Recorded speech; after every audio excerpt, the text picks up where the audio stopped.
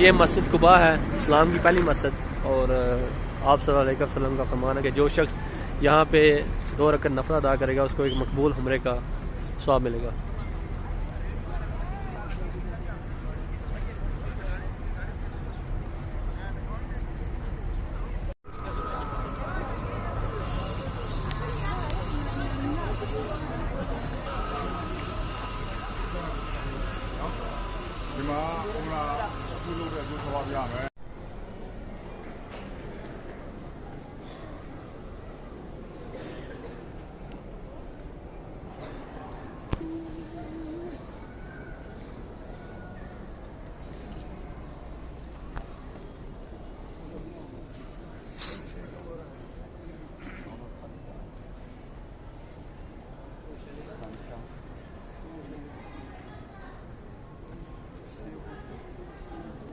माशाल्लाह बहुत ही खूबसूरत डिज़ाइन की गई है मस्जिद कुबा।